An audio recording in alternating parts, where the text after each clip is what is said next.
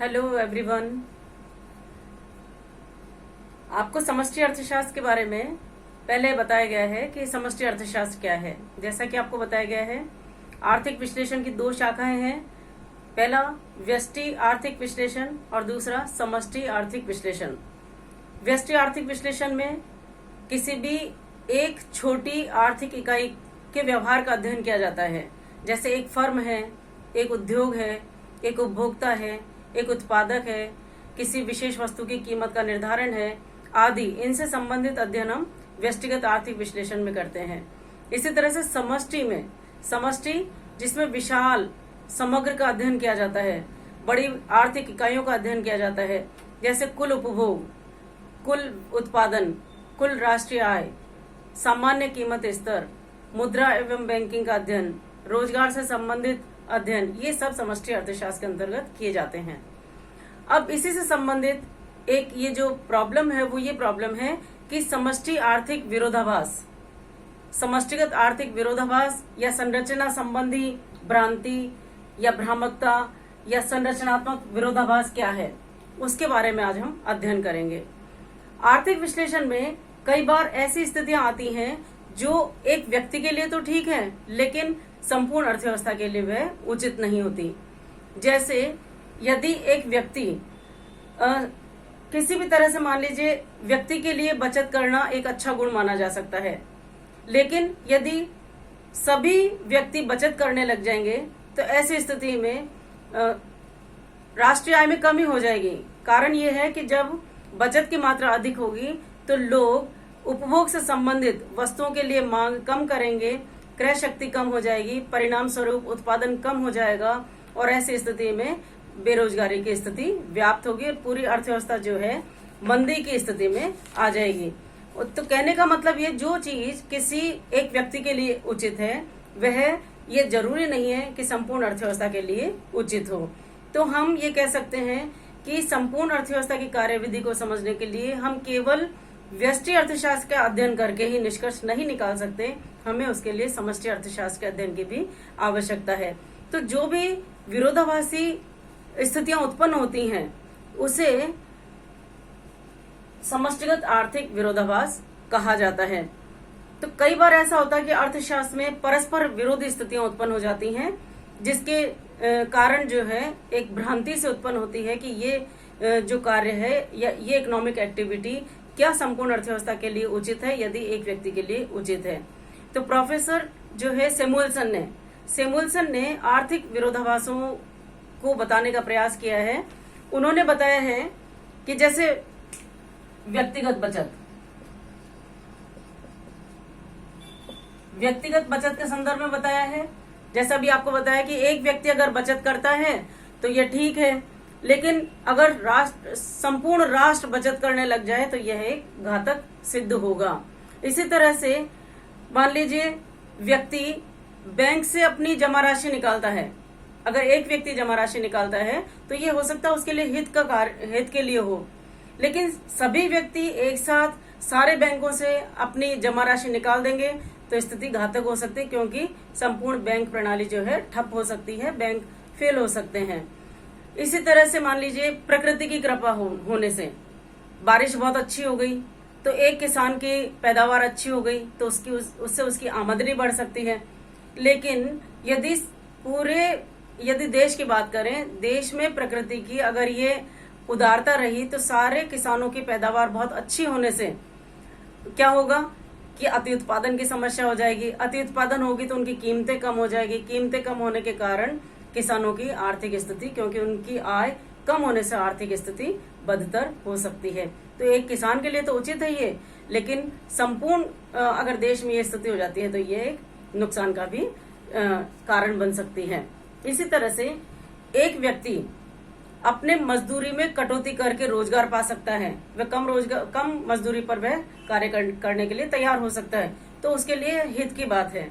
लेकिन यदि देश में सारे श्रमिक मजदूरी में कटौती करके रोजगार प्राप्त करेंगे तो उनकी एक तरह से क्रय शक्ति कम हो जाएगी, उनकी आय कम होगी, क्रय शक्ति कम होगी, प्रभावपूर्ण मांग कम हो जाएगी, परिणाम स्वरूप अर्थव्यवस्था मंदी की स्थिति में आ जाती है। इसी तरह से मान लीजिए एक व्यक्ति के लिए कोई व्यवहार बुद्धिमत्तापूर्ण हो सकता है।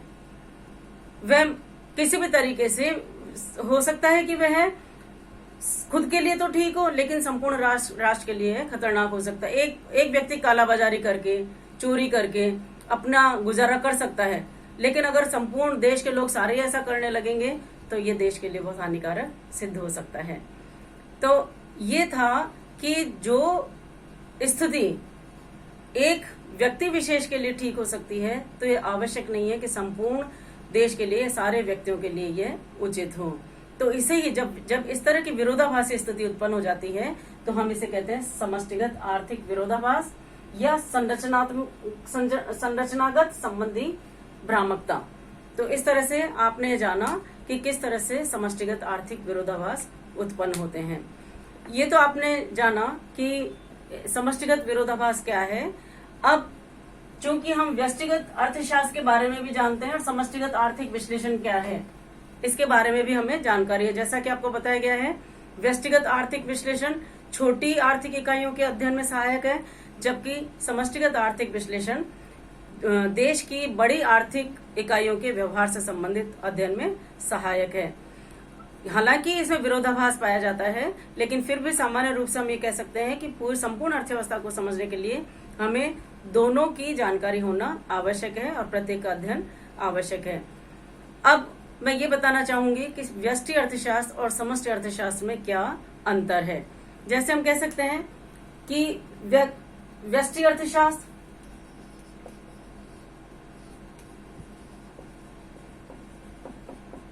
अर्थशास्त्र और एक और ले लें हम समष्टि अर्थशास्त्र।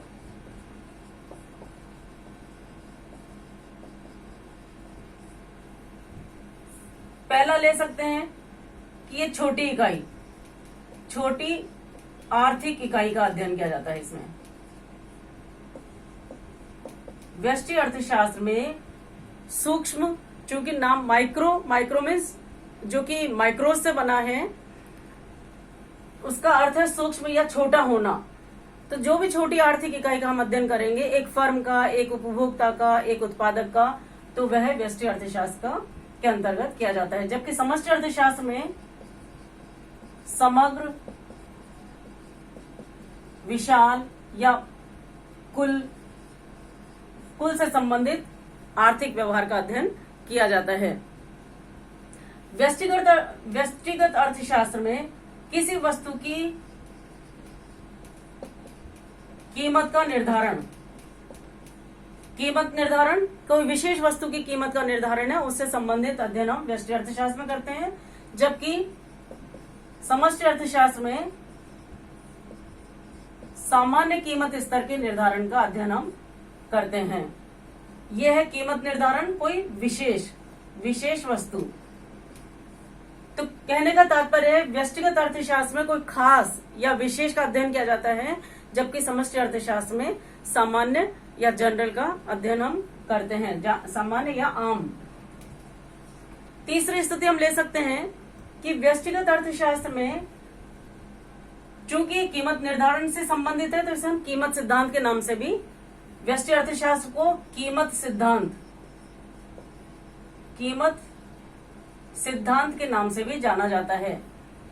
जबकि समष्टिगत अर्थशास्त्र में चूंकि सामान्य कीमत स्तर का अध्ययन किया जाता है, तो इसे सामान्य सिद्धांत के नाम से भी जाना जाता है। सामान्य सिद्धांत के नाम से भी हम इसे जान सकते हैं।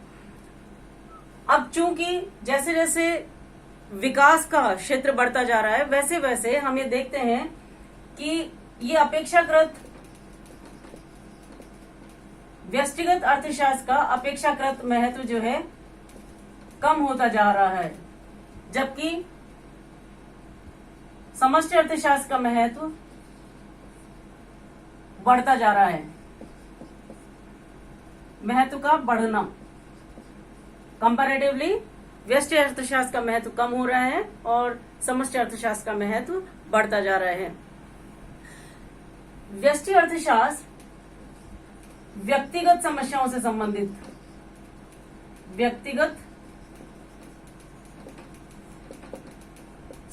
समस्याओं से संबंधित अध्ययन करता है, जबकि समष्टिगत अर्थशास्त्र कुल से संबंधित समस्या, कुल से संबंधित समस्या के अध्ययन में सहायक है। जैसे मान लीजिए मुद्रा और बैंकिंग से संबंधित कोई समस्या है, आर्थिक उतार चढ़ाव से संबंधित समस्या है, इनका अध्ययन समष्टि अर्थशास्त्र के अंतर्गत किया जाता है। जबकि व्यक्तिगत किसी एक वस्तु की कीमत के निर्धारण से संबंधित कोई समस्या है, या उत्पादक की कोई ऐसी परेशानी है कि वे कैसे साधनों का उपयोग करे, किस तरह से उत्पादन की प्रक्रिया में लगाए, तो उसका अध्ययन व्यष्टि अर्थशास्त्र के अंतर्गत किया जाता है। तो इन सब से हम कह सकते हैं कि इसका अध्ययन क्षेत्र जो है सीमित क्षेत्र है व्यष्टि अर्थशास्त्र का, जबकि समष्टि अर्थशास्त्र का वृहत क्षेत्र में अध्ययन किया जाता है। तो आपने जाना व्यष्टिगत अर्थशास्त्र और समष्टिगत अर्थशास्त्र में जो मुख्य अंतर है वो इकाइयों का या मात्रा से संबंधित है। छोटी आर्थिक इकाइयां या खास का अध्ययन व्यष्टि अर्थशास्त्र में किया जाता है, जबकि समष्टि अर्थशास्त्र में बड़ी आर्थिक इकाइयां, वृहद, समग्र, कुल आदि का अध्ययन किया जाता है। और ये समष्टिगत अर्थशास्त्र में जो है जो आर्थिक उतार चढ़ाव है, इनका अध्ययन हम इसमें करते हैं। Thank you.